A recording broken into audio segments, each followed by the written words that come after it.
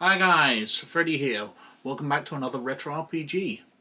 And the winner of the poll this week, after tying last week but losing out due to one vote coming in too late, is the Babylon 5 role-playing game and fact book by Mongoose Publishing in 2003. Now, it's a great game, so we'll have a look at that in a moment. But the loser in the poll this week was Rift's World Book 5 Triax and the NGR, which has been in the poll for a few weeks but just never really came high enough. So it's out, Babylon 5's out, and we've swapped in Master Book, role-playing game by West End Games, from 1994, and After the Bomb, the Teenage Mutant Ninja Turtles sourcebook from 1986 by Palladium Games. Now, I don't know which way that's going to go, so we'll see how the poll works out for those. It's going to be interesting because I'm going to be a bit pressed for time to make a video next weekend. So I won't have huge time to prepare, but we'll see how it works out. But anyway, let's go over to the desktop and have a look at the Babylon 5 role-playing game. So this is the Babylon 5 role-playing game and fact book from 2003 by Mongoose Publishing.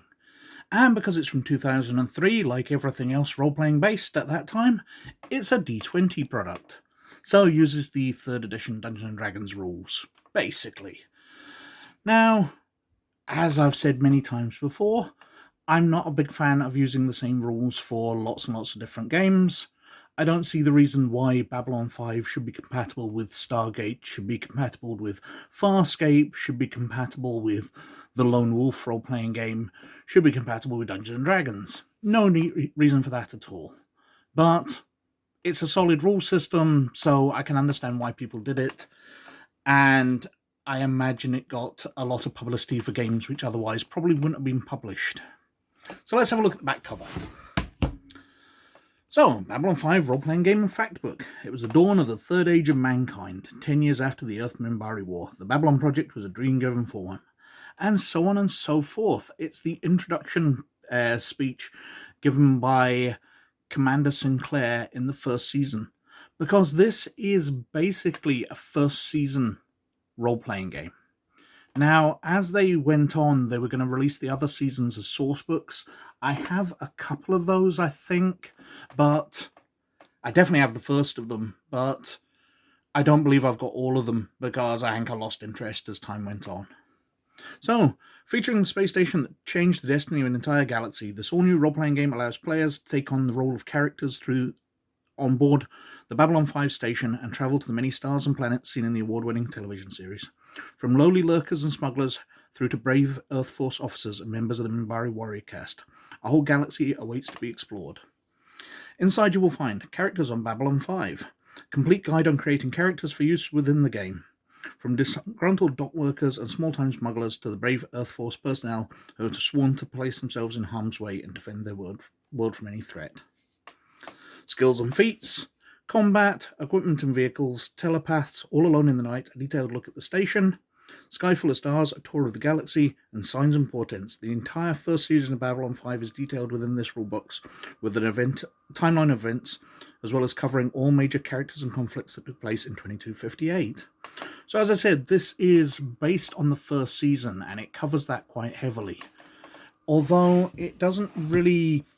It mentions people from other seasons, but doesn't go into detail about them. So inside we've got nice glossy printing and lots of colour photography from the series. I'll hold it slightly so there's not as much reflections, because these are very glossy pages and these are very nice images from the series. Now, when I covered the Babylon Project game, I did mention that in it there was lots of artwork which I didn't think was the best quality. It was mid-90s CGI rendering of people, and it looked a bit weird, and I wasn't a fan of it at all. And in the comments, people have said they would rather have that than stock photography from a TV series. I'm the reverse. I like this. I love having the big glossy pictures of the series. So, we've got an introduction, new to Babylon 5, new to the D20 system, veteran players playing Babylon 5, the usual introductory bits, an introductory story by J. Micheal Straczynski. Or rather, introduction to the game. as he wrote it from 35,000 feet over Seattle, Washington on May 13th, 2003. We've got an introduction to the rough setting, so the Earth Alliance, the Earth Minbari War, A Time to Rebuild, The Gathering. So we've gone through all the elements leading up to the series. Now, the one thing I don't think the Babylon 5 role-playing game sets up terribly well is generally expects people to be working on Babylon 5. But obviously that setting is amazingly well detailed in the series, and you're going to have major NPCs within it unless you let your players play as characters from the series. You know, your security officers aren't going to be dealing with anything major, because why wouldn't Garibaldi be dealing with it? Why won't Sinclair, Sheridan, Avanoa all be rushing out and doing stuff? But I think the setting itself is solid enough that you can make up some very interesting games within it, setting the players up as rangers, which would give you a reason why you can be different species. Because working for Earthforce and Babylon 5, your players probably aren't going to be anything but human. But anyway, we've got creating characters here and character races. So we've got humans, Centauri, and of course being D20, these are based around the same set of stats. So Centauri, for example, get a -2 on wisdom, +2 on charisma. They're medium sized. They've got a base speed of 30 feet. At first level, a Centauri may choose any 2 of the following skills: bluff, diplomacy, intimidate, knowledge, noble houses, or sense motive. They're raised to play political games, gain a +2 racial bonus to all bluff and diplomacy checks. They're noted for their personal successes. They gain a +1 racial bonus to all fortitude saving throws made to resist the effects of poison, disease, and exhaustion. Automatic languages. Favored classes. And that's how it works. Each species has its racial bonuses, much the same as elves, dwarves, orcs in Dungeons & Dragons, which help decide what that species will be like. And we've got the Minbari, who for some reason end up with +2 strength, -2 charisma. I know they are more powerful than humans, but I didn't think they were less charismatic. But I suppose you've got to drop a stat from somewhere, and them being very alien accounts for that. We've got the Narn, the Drazi, Brakiri, and then we're on to the classes. So you've got agents. Now, one thing which has to be noted when we go on: initial hit points, 1d6 +4, additional hit points per level, 2. The amount of hit points that the role-playing game hands out to characters is very, very low, because it's supposed to be more dangerous. So all the classes in here: agent, diplomat. Now, diplomat, additional hit points per level, 1. We've got lurkers, people that work down below in the sort of docking bays and cargo facilities, 2. Officers, 2 hit points. What else we got? We've got scientists, we've got soldiers, telepaths, workers. And then we're on to the skills and feats section. So even a worker only gets 1 hit point per level. Very fragile characters. So we've got standard skills here, but obviously made a bit more high-tech. So we've got computer use, we've got driving skill, medical skills, just to bring it up to date. But they operate in the same way as 3rd edition Dungeons & Dragons. You've got skill points to send on, allocate to them. What else we got here? We've got feats. So telepath feats and ordinary feats. Basically, you get one of those every few levels, and they allow you to customize the characters somewhat. So we've got pages of feats: resisting scan, silent tread, toughness. Then we're on to the combat section, explaining how combat works. Now, obviously, it's very, very similar to D20, so I'll not be doing a rules breakdown of this. Roll against the armor class and hit, then roll damage and it comes off the hit points. Combat's that simple. Toxins and poisons, diseases, radiation. Then we're on to vehicles, which uses scales from Dungeons & Dragons. So fine, diminutive, tiny, small, medium, large, huge, gargantuan, right up to Colossal 6. We've got terrain. Let's skip through here. Again, lovely, lovely colour artwork. Linked weapons, guided weapons. A nice cockpit view from a Star Fury there, locking onto an enemy vessel. Very nice picture of a Star Fury. Sort of technical breakdown. We've got artwork here of the different weapons that the different species use. General descriptions of equipment, armor, spacecraft running costs, different types of spacecraft, from light shuttles up to fighters, war cruisers, Zor war saucer from the Vree, vehicle weapons descriptions. Then we're onto the telepath section, which essentially are wizards. They have their different abilities and how they work. You have to make a DC check. Locate mind, pain, sense telepathy. Then we've got a lovely diagram of Babylon 5 itself, with the different sectors, from the command sector through right to down below the unused part of the station. All Alone in the Night, and this section goes and breaks down Babylon 5 in great detail. This is why it's described as a fact book on the cover, because this really does break down information on Babylon 5 in beautiful detail. You know, the layout of the command and control section, the advisory council, just schematics of everywhere, cheat rooms, ambassador suites, med lab. We've got a guided tour taking you through the different sectors and explaining where everything is. The post office, the quartermaster's office, the tile garden, the Zocalo. Lovely detail broken down here. Earthforce office. Then we're on to the characters.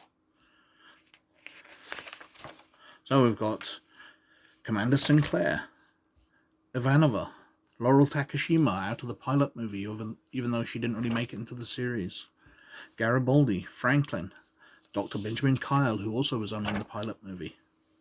Talia Winters, Lita Alexander, who makes a reappearance later on, and that photograph isn't from the pilot movie, it's from later on.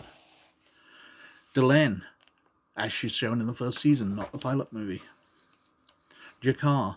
We've got Kosh Naranek, the big mysterious Vorlon. Makes details. Full rules for using Ambassador Kosh will be detailed in the forthcoming Vorlons and Shadows sourcebook. Basically take it as they are incredibly powerful and can do lots of damage until then. Linnea, the wonderful Billy Mummy. Via Koto. And we've got some sample characters. Major systems and governments of 2257, so a star map. And then we've got details of the galaxy in 2258. So we've got the Earth Alliance, the human force, obviously. Talking through Psychor and how they run it. Then we've got the Centauri Republic. Going through background details on those. The Minbari Federation. Now, a bunch of this information comes from later in the series, but since it's eternal, you know, the Minbari don't change their government too much between season 1 and season 5. Well, apart from those major events when they do, but historically they've operated that way for hundreds, maybe even 1,000 years before. The Narn, the Kari government of them. We've got the Vorlons, which is a very brief run over to sell you the Vorlons and Shadows book. The League of Non-Aligned Worlds, going into the Abai, the Brakiri, the Drazi, the Game, the Markab, the Pakmara, the Vree.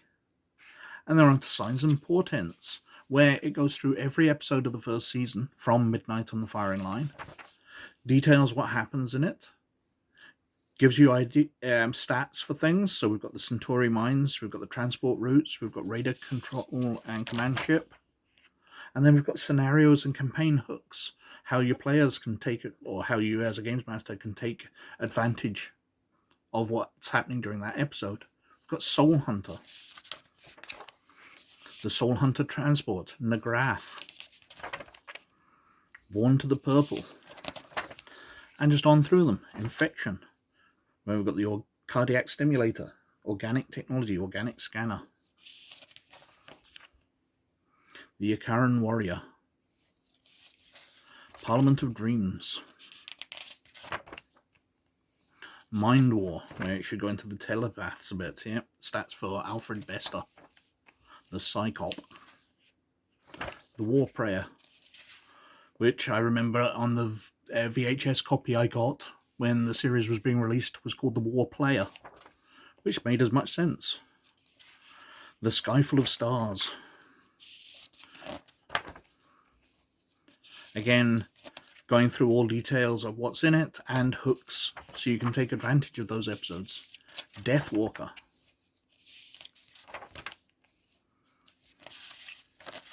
Believers. It's even got the stats for the Dilgar race there. A race which is basically supposed to be extinct. Survivors.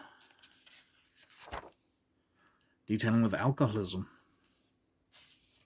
Because obviously the Garibaldi character in the series is an alcoholic, functioning one throughout most of the series. Signs and Portents. The big balancing episode of the series, where Mr. Morden approaches everybody, asking them what do they want. TKO, one of the worst episodes of Babylon 5. Don't know why they felt the need to put in a sort of kickboxing episode. Grail, which had the throwaway joke of the grey aliens being sued by a human for kidnapping and probing his ancestor, who was never the same again. Eyes. Just every episode, giving the dates of them, background information, some stats, and adventure hooks. Babylon Squared, the time travel one.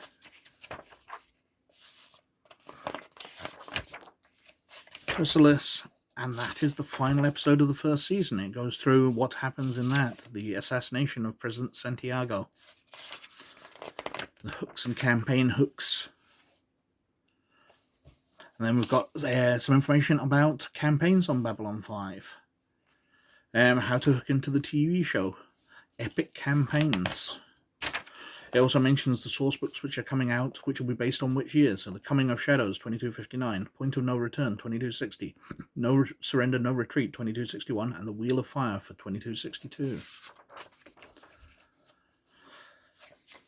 Sowing the Seeds, multiple story arcs. It suggests they're writing it like Straczynski did, where he wrote the end first and then built everything to build up to that ending. Babylon 5 iconography, so keeping the symbolism of the series in. Canon versus player action. So basically instructing you not to be too scared if you wander away from the series and include stuff for your own. You're creating your own variant universe. That's kind of what happens in role-playing games. And what else we got? Goes through different groups. So, a Psychor campaign, a non-military campaign, a Centauri campaign. Just lots of suggestions about not basing it on the series, basing it on something else within the universe. And I have to say, I do like that a lot. Experience rewards, and then we're on to prestige classes. So we've got Fences. We've got Mutari, the Kickboxers. Planetary Surveyors. Psychops. Psychor Military Specialist. Raiders. Terrorists. The Thentamaker Assassin. True Seekers. As represented by the ever-wonderful David Warner there. Xenoarchaeologist. As represented by the ever-wonderful David McCallum. Ilya Kuryakin himself. And then a glossary of terms. We've got the designer's notes, where he talks about how he loved Babylon 5 and really wanted to write a game on it. Matthew Sprang there, a very talented writer. And we're finishing off with an index. The licensing for using the OGL rules. And not the clearest character sheet in the world, but it's very pretty. I'm not sure of the use of having Babylon 5 wrapped round when you're probably going to want to photocopy them onto the front and back of a page. Bit silly putting one picture across both. And there. It wasn't the humans, the Centauri don't have the will, and the Vorlons don't care. The Minbari wouldn't do it, the other worlds aren't powerful enough like this. There's someone else out there, Natoth. And that is the Babylon 5 role-playing game. It's very nice, the background information's fabulous, and they have done a fairly decent job of integrating it with the D20 rules, even though, as I've said many, many times, I don't think D20 is perfectly suited to every game setting. But anyway, as always, I think I've whittled on for quite long enough. So thank you very, very much for watching. Please like, subscribe, and comment down below, because it's free. But most of all, for me, it does me massive favours with the YouTube algorithm. It really does. But, as always, most of all, you look after yourselves. And I'll catch you later. Bye now.